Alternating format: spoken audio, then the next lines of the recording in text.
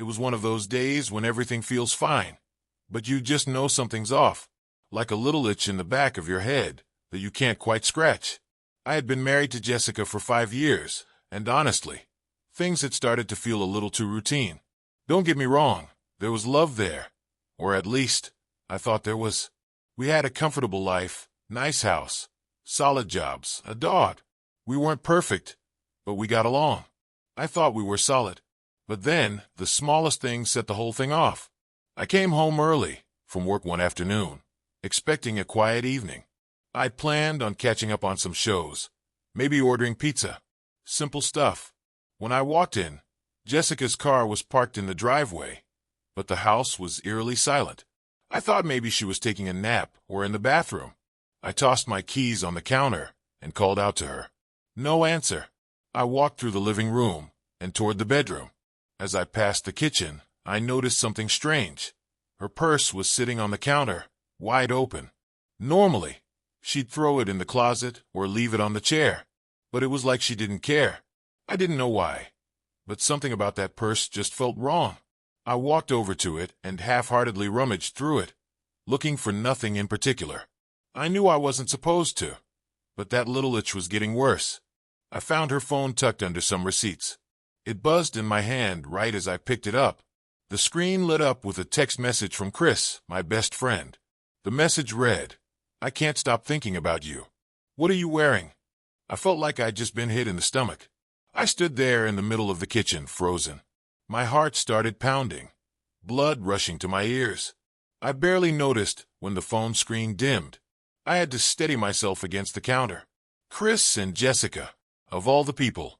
I couldn't breathe for a moment, the weight of it sinking in. I'd always trusted Chris. Hell, we'd been friends since college.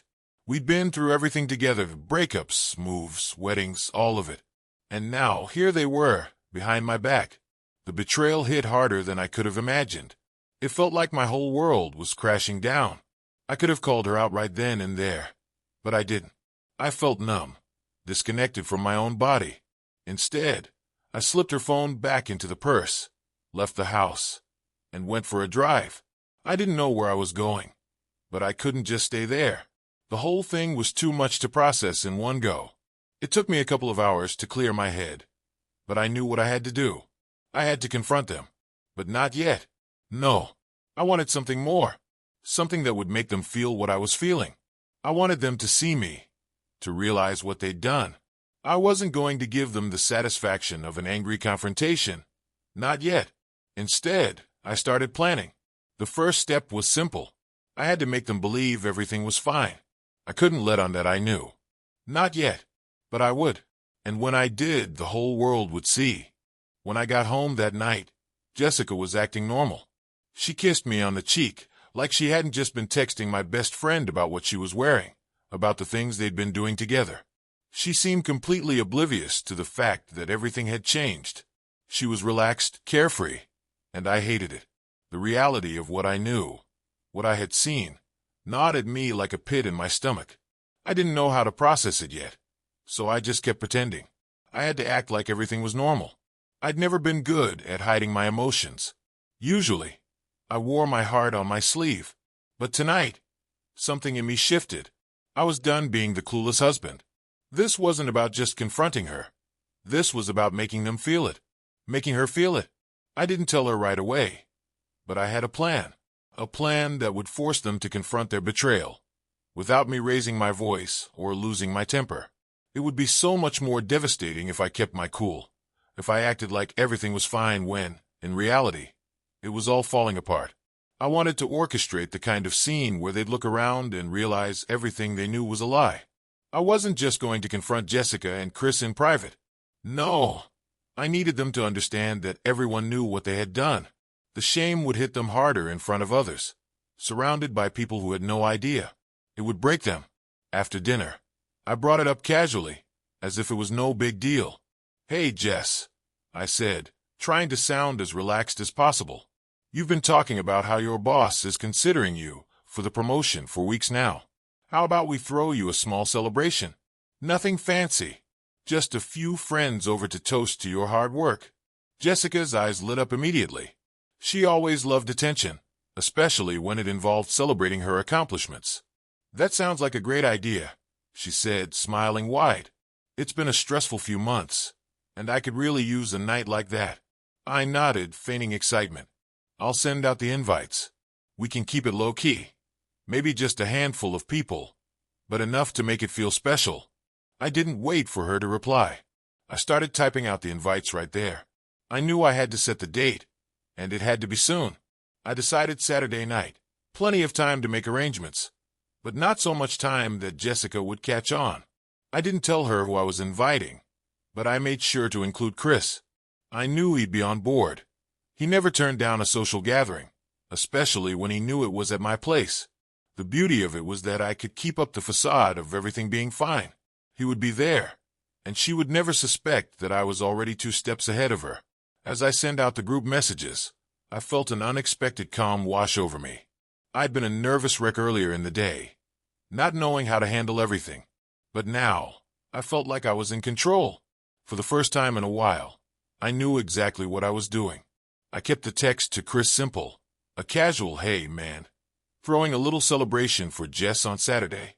Hope you can make it. I'm planning to have a few drinks and some snacks, just a chill night." No mention of why I was inviting him early.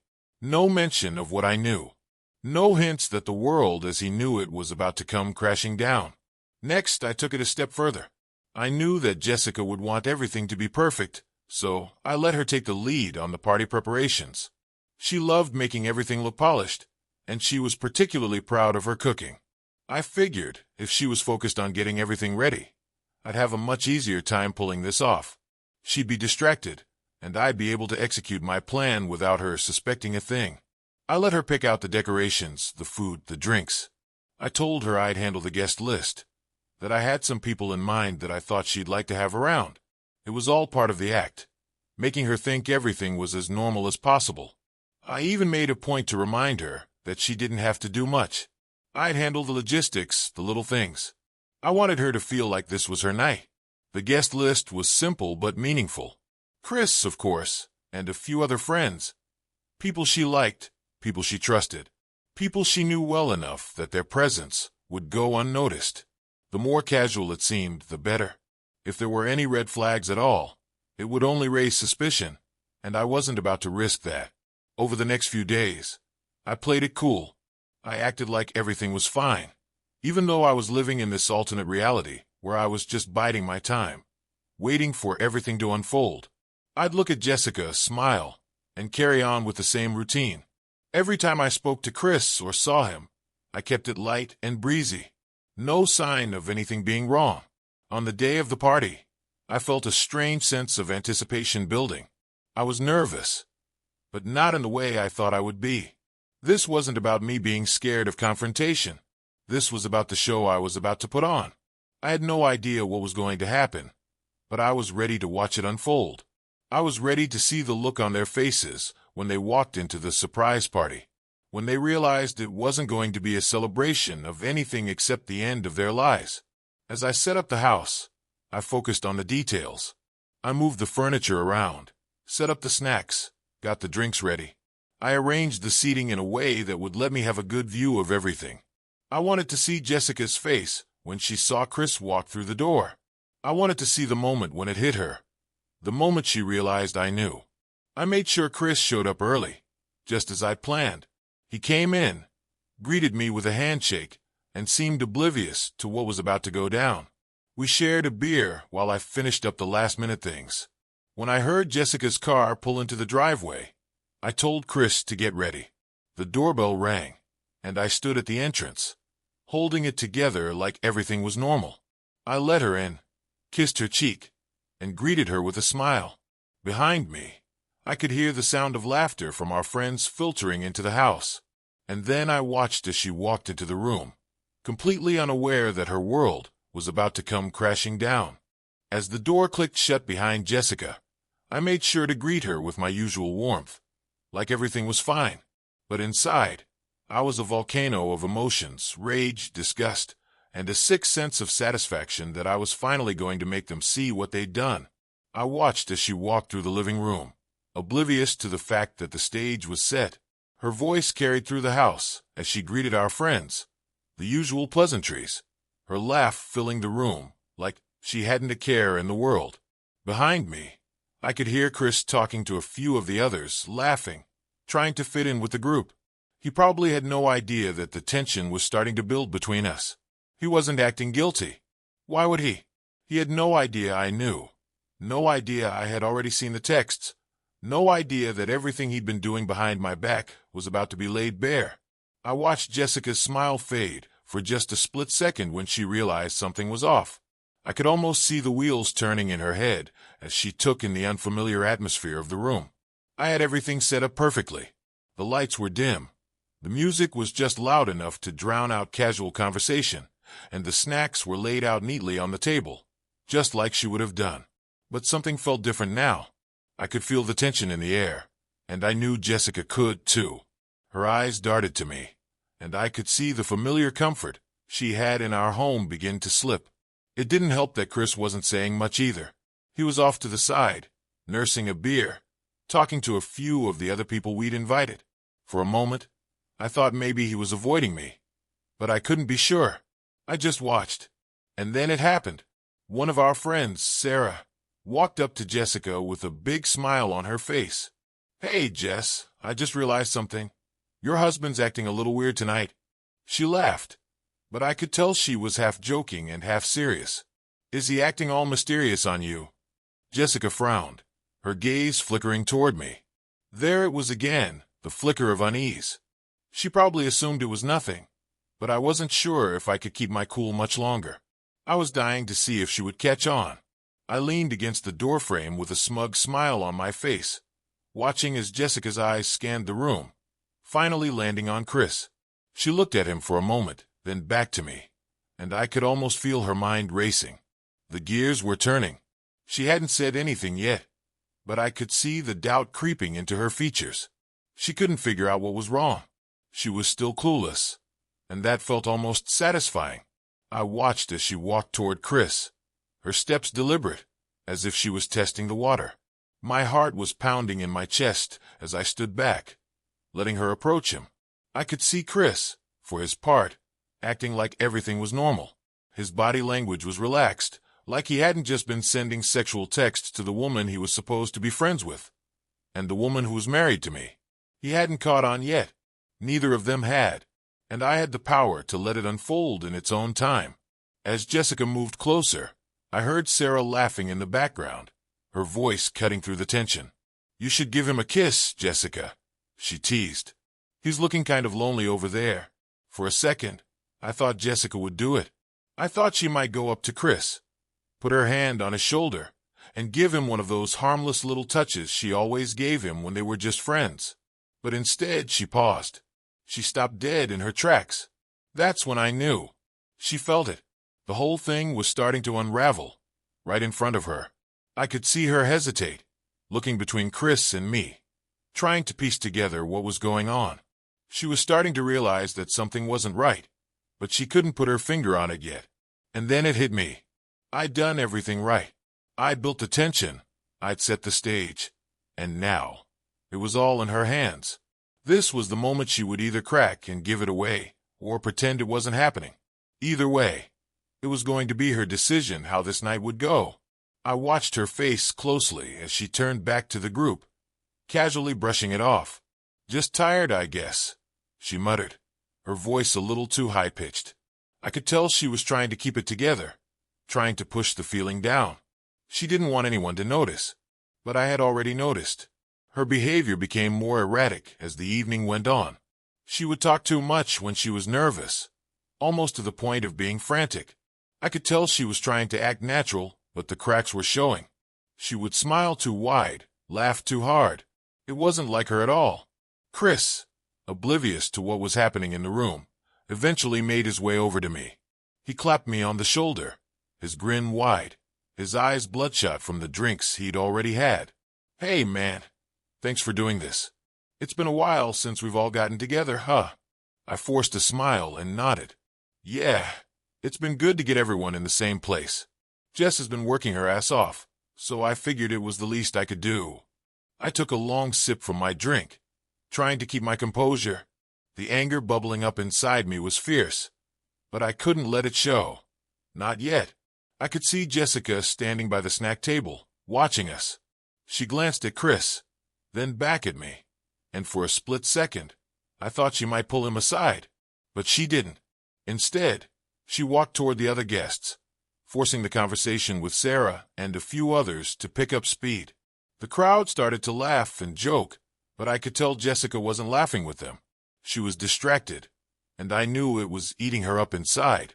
At that point, it was clear she was trying to keep it together, but it wasn't working. The look on her face was all I needed to know. She was panicked, overwhelmed. It wasn't a matter of if she would crack. It was a matter of when. Chris moved a little closer to me, giving me a look like he was trying to gauge whether I was still in a good mood. I looked him in the eye, and for a moment, I could almost see the guilt starting to settle in. He didn't know that I knew, but the tension between us was unmistakable. As Jessica turned toward us again, her eyes searching, her shoulders tense, I knew it was time. The time had come to let the cat out of the bag. The tension in the room was palpable. I could feel it in every glance exchanged, every awkward pause in conversation. I knew Jessica could sense it too. The uncertainty was slowly creeping up on her, gnawing away at the calm exterior she was trying so desperately to maintain. Chris, for all his charm and ease, seemed unaware of how quickly the ground was shifting beneath him. But I knew, as the host of this twisted little show, that it was time to stop the charade.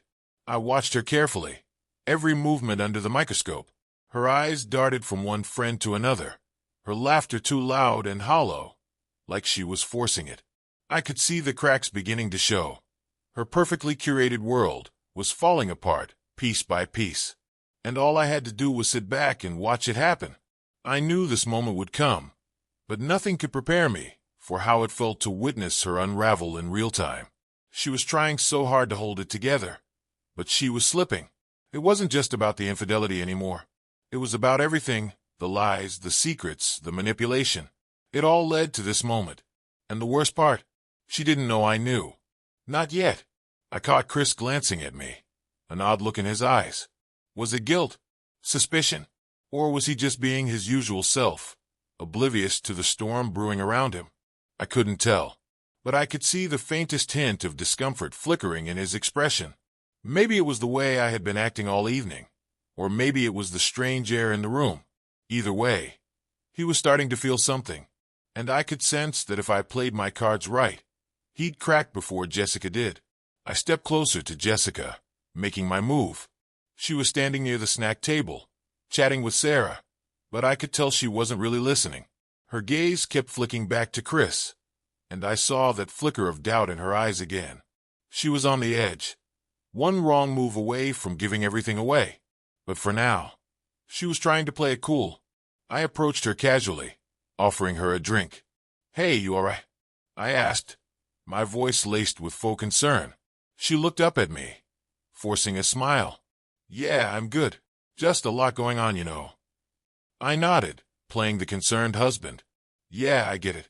This promotion stuff can be overwhelming. But hey, you deserve it. I'm proud of you."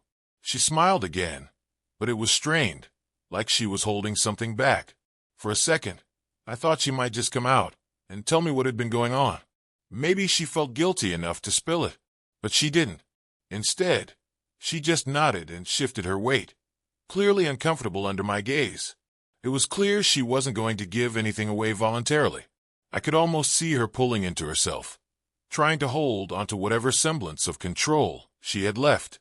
That was when I decided it was time to let the truth out. I didn't raise my voice, didn't make a scene.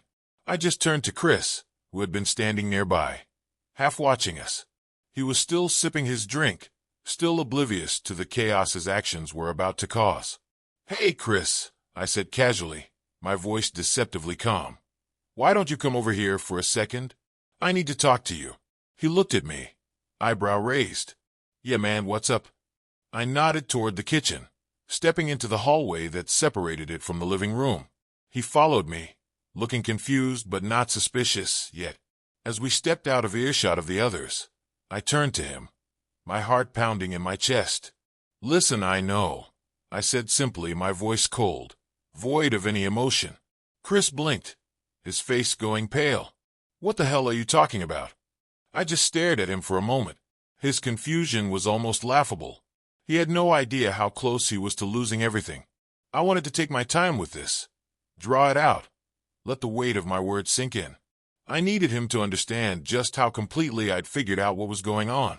I know about you and Jessica, I said, watching his reaction closely. I didn't yell. I didn't scream. I just spoke the truth, letting it hang in the air between us. Chris's face went white, then flushed with panic. He opened his mouth to speak, but the words caught in his throat. For a moment, it was as though the room around us fell silent. I could see the wheels turning in his mind, and I knew exactly what he was thinking.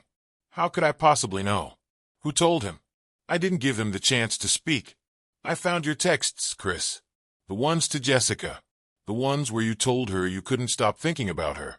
The ones where you talked about what you'd done. Chris's face twisted, but not in the way I expected. His mouth opened again, but this time, words came out in a rush. Look, man, it wasn't what you think. I held up my hand, cutting him off. Save it. I don't need to hear your excuses. I'm not asking for your side of the story. I just want you to know I'm aware, and I'll never forget it. I let the silence linger for a moment, watching the guilt and panic war on his face. But then something strange happened. Instead of apologizing, instead of showing any remorse, Chris turned his face away slightly, his eyes darting back toward the living room. I followed his gaze and saw Jessica standing there, watching us. She must have heard us talking. She knew what was coming next. I stepped past Chris, my voice low and steady. You should go talk to her. I think she's waiting for you. Chris didn't respond. He didn't move. He just stood there, frozen, his gaze shifting between me and Jessica. And that's when I realized. The whole thing had already come undone. She was watching him. She was waiting for him to react, waiting for him to do something. And when he didn't, that's when I saw the crack in her face. The same crack that had been there all night. It wasn't just guilt. It was fear. The fear of getting caught. The fear of losing everything. And the fear of facing the man she'd betrayed. I could feel the tension in the room shift. It wasn't just me anymore. Jessica could sense the shift too. Her eyes flickered from Chris to me, her expression tightening like a rubber band about to snap. There was a moment, just a brief one, where everything seemed to hang in the balance. She was caught between guilt and denial, and it was painfully obvious. She wasn't going to admit it. Not here, not now. But she knew. We both knew. The worst part about this whole thing wasn't the betrayal itself. It was how deeply woven it had become in the fabric of our lives. Chris had been more than a friend. He was practically family. We had been through everything together. And Jessica, she was my partner, my wife. The woman I thought I knew better than anyone else. To see them both standing there, one full of panic, the other brimming with quiet tension, was enough to make my chest tighten with rage. The world that I thought I knew, the world where love and loyalty meant something, was crashing down around me, and I could do nothing but watch.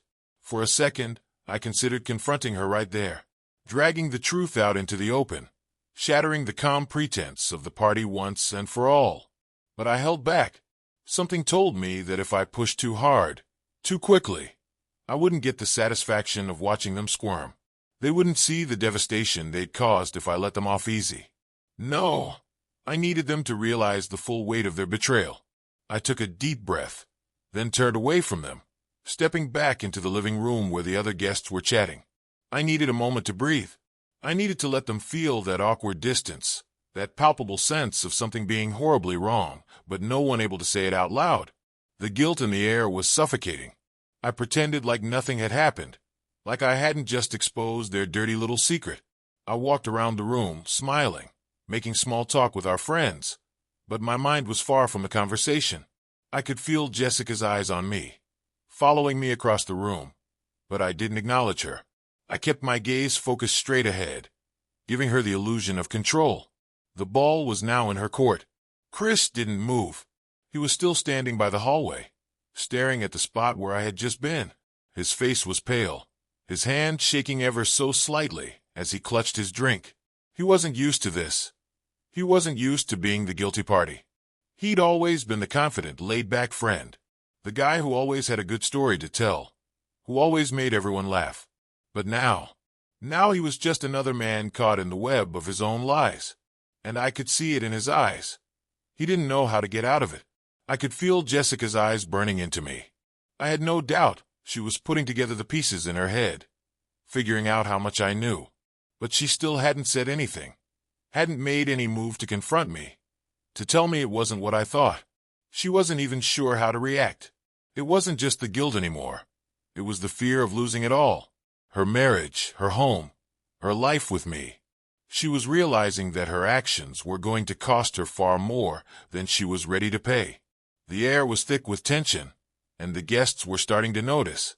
It wasn't obvious at first, but there was a subtle shift in the atmosphere. People weren't laughing as loudly anymore. They weren't talking as much. There was a quiet murmur running through the room, as if everyone could feel the weight of the unspoken conversation happening just beneath the surface. It wasn't long before Sarah, one of our closest friends, caught on. She had always been perceptive, and as she watched Jessica, then Chris, then me, she seemed to piece it together. She approached me cautiously, her smile faltering. "Hey, are you okay?" she asked quietly, leaning in as if she didn't want to disturb the delicate balance of the situation. I smiled at her, forcing it to be reassuring. "Yeah, I'm fine. Just a little tired, you know. It's been a long day." She didn't bite. Her eyes darted around the room, taking in the uncomfortable energy, before landing back on me. "Okay, if you say so." She paused, her voice softer. "You're not acting like yourself tonight. I'm sure everything's fine, right?" I looked over at Jessica. She was standing near the window, her arms crossed tightly over her chest. I could see the strain in her posture. She was still pretending to be in control, still putting on that mask of indifference, but the cracks were wide enough to see through. There was no hiding what had happened. She couldn't run from this anymore. "No, everything's not fine," I said, my voice low. It was a simple statement, but in the context of everything that had happened, it was enough. Sarah looked confused for a moment, and then the realization dawned on her. She glanced back at Jessica, who quickly turned her head away, avoiding Sarah's gaze. It was enough to make Sarah's mouth fall open in shock. At that moment, Jessica knew the jig was up. She knew that the truth was out, and there was no pretending anymore. But still, she didn't move. She didn't come to me, didn't apologize, didn't try to explain herself. She just stood there, frozen, trying to decide what to do next. Chris finally seemed to snap out of his stupor. He turned to Jessica, his voice low and urgent. "Jess, we need to talk." But Jessica didn't respond right away.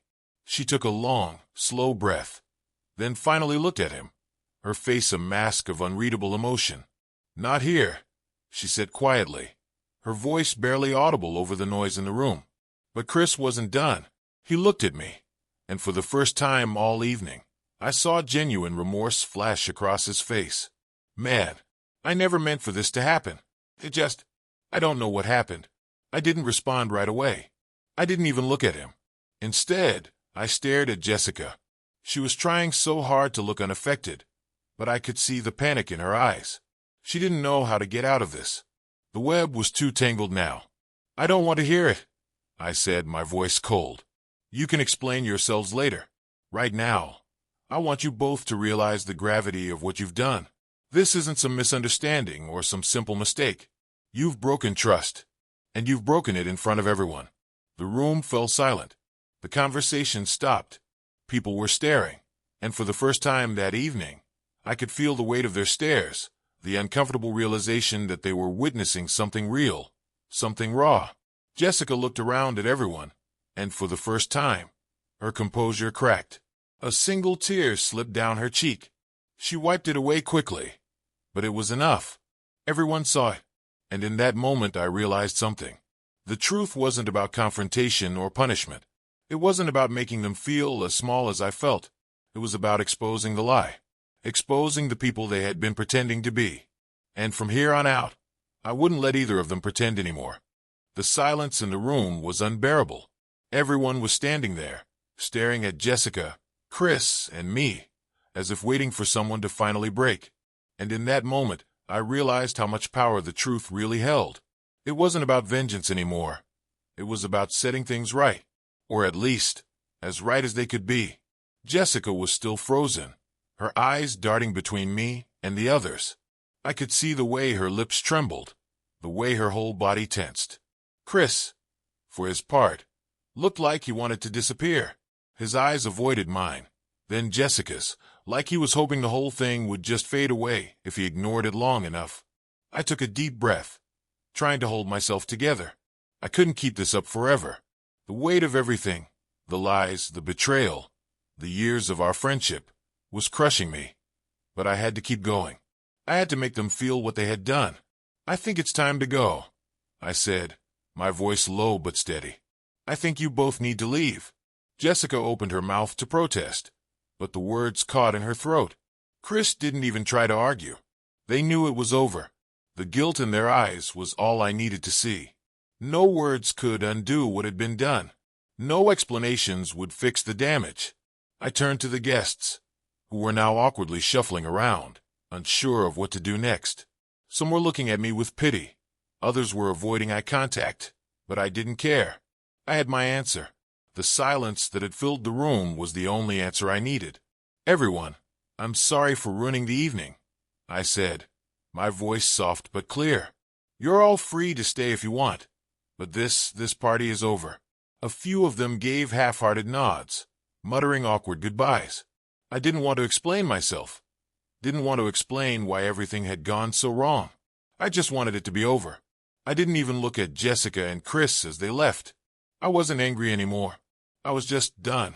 The door clicked shut behind them, and the noise from the house, the laughter, the confusion, it all disappeared in an instant.